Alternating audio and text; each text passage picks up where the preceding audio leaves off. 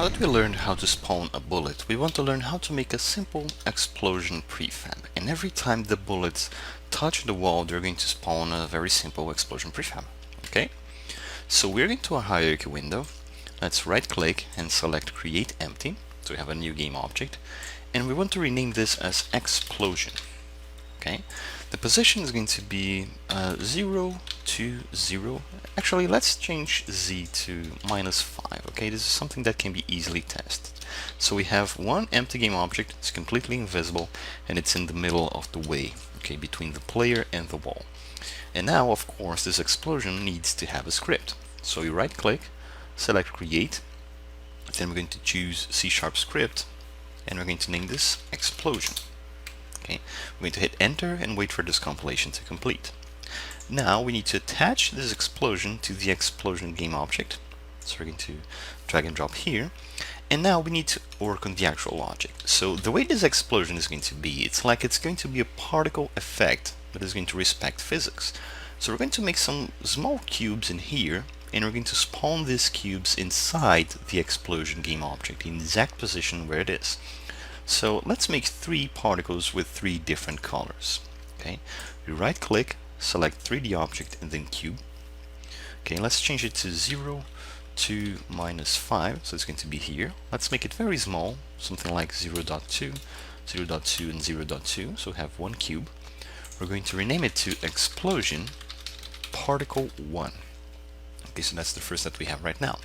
Now let's duplicate this, so we right click and choose duplicate.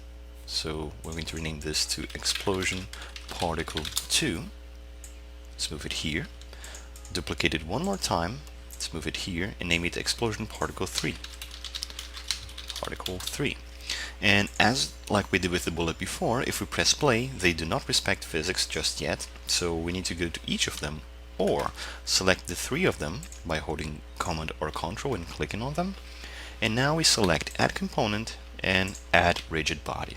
Okay, and if we press play now, they fall. Okay, so perfect, it's exactly what we want. Let's make 3 materials, one for each of these particles. So right click, create, then material, explosion, let's just name this particle 1 material. Okay, and this color is going to be red. Let's use some key colors, red, yellow and green, for example. We create another one, particle 2 material. This is going to be yellow, so this one, and another one, create material, particle 3 material, and this is going to be green, like this. Okay, and now we're going to apply each of these materials in these explosion particles. Okay, so first one is red, second one is yellow, and the third one is green. Now, if we press play, we have the 3 particles colored and they just fall. But now we have to do something very similar than what we did with the bullet. We want to make them propel to a random direction. So each of these particles are going to have their own script, and we're going to assign a certain force range that is going to be applied, and it's going to move to a random direction. So in the assets folder, we right click, select create, then C# script. We're going to name this explosion particle. Okay, we hit enter and wait for this compilation to be complete. And now on each of these particles, okay, we can select the 3 of them just like we did with adding the rigid body, and we can drag and drop the explosion particle script. Okay, and if you look at them individually, all of them have the explosion particle component added. Okay, now we double click here in the explosion particle, and we need to set a certain variable here. So we're going to type public float, and then let's name this force, like your explosion force, and let's start with 300, actually 150F. Okay, in the start method we need to define the random direction where the explosion particle is going to move to, and this one is going to be a bit easy. So we're going to type vector3 random direction is going to be a new vector3. Now we have to set x, y and z. So for x we're going to use random.range, and we can type -1f in the first as the first parameter and 1f as the second, and repeat the same thing for y and for z.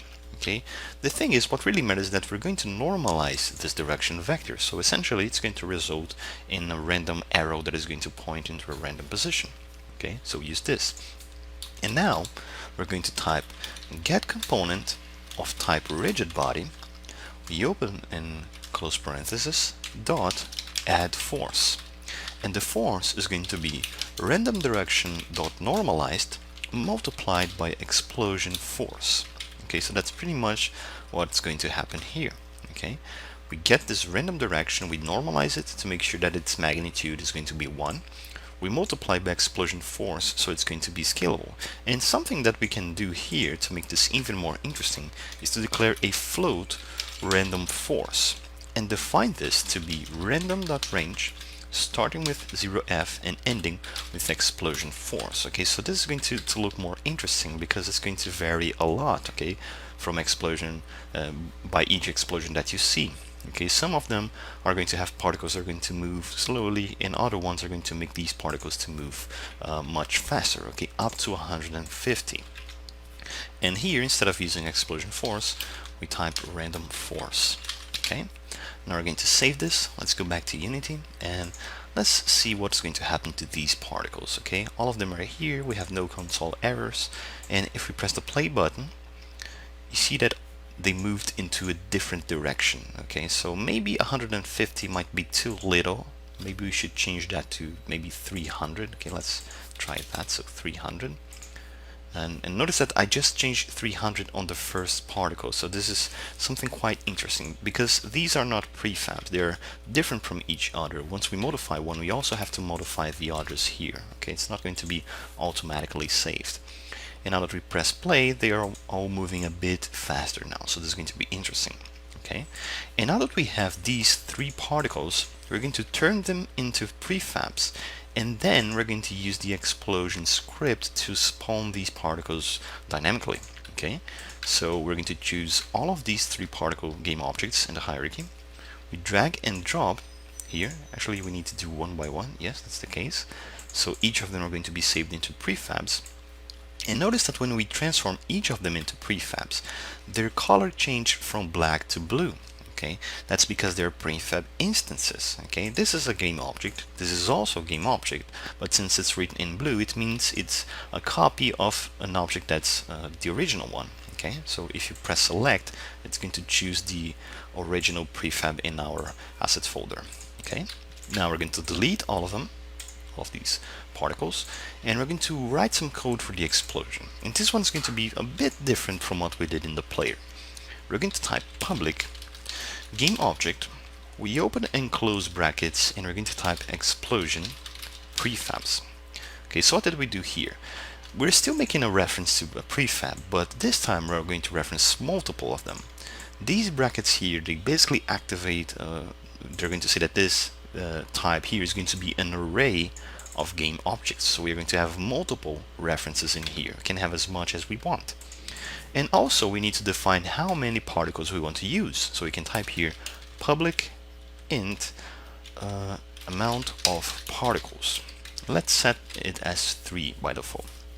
Okay, and whenever an explosion game object is added, we need to, well, iterate 3 times, actually amount of particles times, and instantiate the explosion prefabs.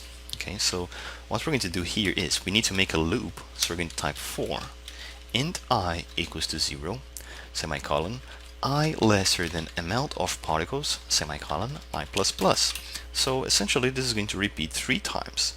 And now we are going to basically instantiate the bullets. So we're going to type game object, I mean the explosion prefab, the particle prefabs. Okay, so we're going to type here, let's also rename this to particle prefabs.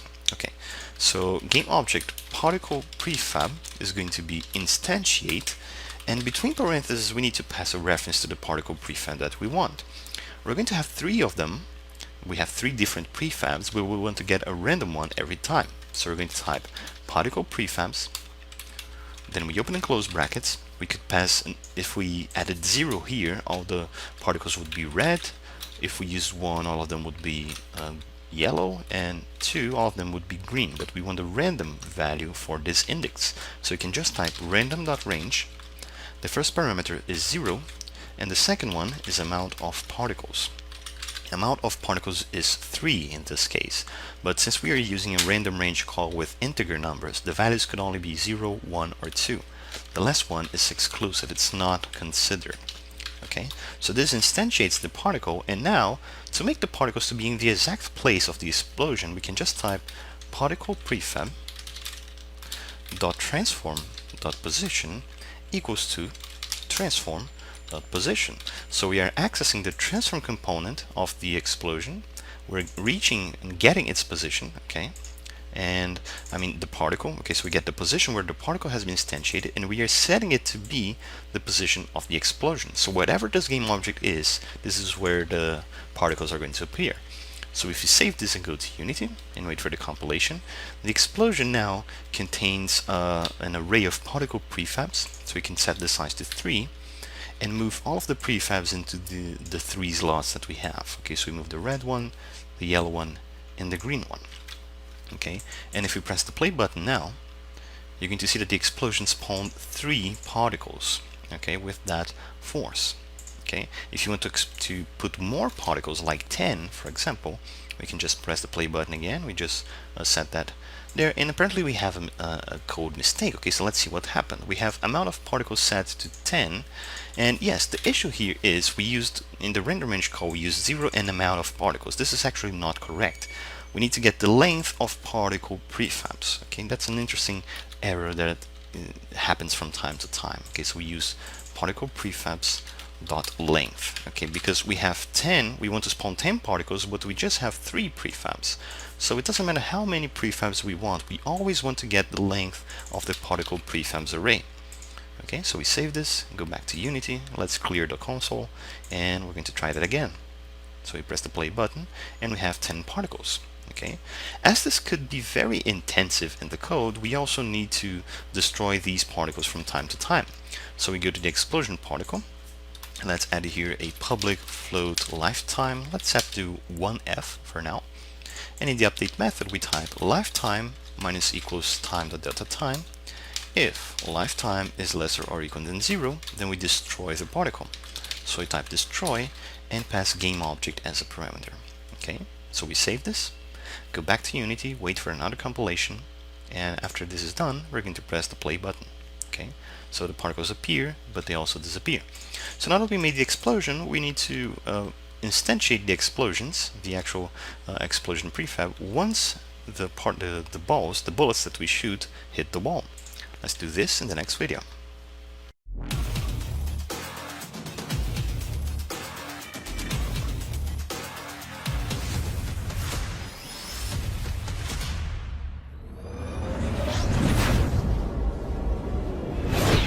To work on adding the particle effects once the bullets they hit the wall, we need to verify for the collision. Okay, there are lots of ways to do this, but we're going to look into a very simple manner. Okay, so we have the wall game object here, but we can add a tag to it as well. So we can click here, okay, on this tag button, we select add tag. Okay, and in this new window, we press this plus button, and we need to define a tag for this. So let's say the tag of this is going to be trigger explosion. Okay, so whatever surface that contains this trigger explosion tag is going to be considered for spawning the explosion effect. Okay, and now back to the wall, we're going to go to the tag menu, click here, and select trigger explosion. Okay, and now we need to work on the actual collision. So to verify if the bullet is colliding with something, we need to go to the bullet script, and we're going to use a very special method here. We're going to type void on collision enter. We're going to open parenthesis, and we're going to type collision close parenthesis, open and close curly braces. Okay, so what is happening here? If you look at the bullet prefab, it contains the bullet script, it's okay, the rigid body to activate physics, but it also contains a sphere collider. Okay, so let's put a bullet in the scene to understand this better. Okay, if you look at the bullet and you disable the mesh render, you're going to see that there is an invisible, actually an outline of a sphere around it. okay, around the bullet. So this is what is used for calculating the actual collisions that you see, okay? So when you see the bullet hitting the wall or hitting the floor and rolling around, it's because it's using this sphere collider for processing collision and doing any physical changes in this scene. Okay, you can even increase or decrease this collider if you want. You can make it bigger or smaller than the mesh renderer, but it would be weird. Okay, we just use the same radius that is being used for by default. Okay, it's just the way it's going to work here. And whenever this collider hits another one, okay, so when it hits the wall like this, okay, you're going to notice that this wall also contains a box collider. Okay, this time it's a box one, it's not a sphere. Okay, but anyway, when both colliders overlap, they're going to generate a collision event. Okay, so that's when the actual collision happens. And if you define a method in any of these two objects that contain a rigid body inside it, and if you name it onCollisionEnter and pass exactly this parameter here of type collision, you could use whatever name you would like here, but we use collision just so because it makes more sense, then we are able to understand where we hit. Okay, so when we type this method here, we can then type debug.log we have collided with something. Okay, so we're going to use this to print a message in this console. We're going just to test how this is going to look like. Okay, so let's save this. Let's delete this bullet instance that we added here. It was here just for the sake of explaining, so we delete it. Let's take a look on the console and let's also disable this collapse field in here. Okay, now we're going to press play. And we have one explosion here. Let me just, by the way, let's transform this explosion into a prefab first. Let's use 5 particles. We're going to drag and drop it here to save the prefab. And okay, let's delete it. Okay, now we press the play button and we have an empty scene. Okay, just the wall and the floor. If we click to shoot one sphere, notice that it printed 2 messages. We've collided with something, we've collided with something. So it hit the wall and then it hit the floor. Okay, so we know that we hit 2 things. But what if we want to know what we have hit? Okay, so we can come here and instead of printing this message, we can print collision.transform.name. So we're going to print the name of the object that we've collided with. Okay, so this time we wait one more time. Okay, now we're going to press the play button. Here we are again, and if we shoot, we've printed wall and floor. Okay, so we're getting close. We now printed the wall and we printed the floor. Okay, we start to understand what we are hitting here. But we need to read the tag of what we are hitting, okay, because we might have other elements here if later you want to develop the scene even more. Okay, if you want to add more elements, if you want to add a house, a door, maybe you want to add an explosive round, for example, then we need to check if we hit something with the tag trigger explosion. So instead of printing the name, now let's print the tag. Okay, if we save this and try again, you're going to see that one is going to show a tag, trigger explosion, and the other says untagged. And whenever other things that we hit that do not have a tag, it's just going to keep printing untagged.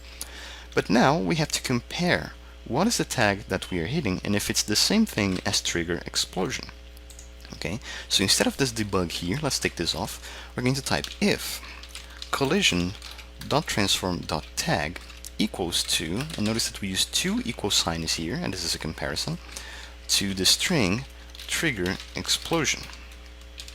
Okay, we need to check this, and if we hit something that is trigger explosion, then that means it's the time to do the actual instantiation of the explosion prefab. Okay, so here in the bullet we need to have a reference to that explosion prefab, so we're going to type public game object explosion prefab. Alright, we're going to save this and go back to Unity, and this time we're going to wait for this compilation to complete. And now to change the bullet prefab, okay, notice that the instance is not here. There are 2 ways to change this. We could select the bullet prefab here and change the explosion prefab, okay, by just dragging and dropping it here. But there is another way that is interesting to see how it works. If we grab this bullet and put here, okay, actually let me just stop the scene. If I drag this bullet and put in the hierarchy, okay, we just have our bullet here. We have all of the fields that we have set as public, so shooting force, direction, and explosion prefab. But if we come here and drag this explosion and put it here, you notice that explosion prefab is now bold. Okay, it works like this because we just edited the prefab instance, okay? But this is not the actual prefab, so this is different from the actual prefab, from the original object that we are using, okay? You can even click on the bullet prefab and see that explosion prefab is set to none. The one in the scene has it set, okay? It's set properly, but the prefab has nothing. So to save this change, you have to click on this apply button.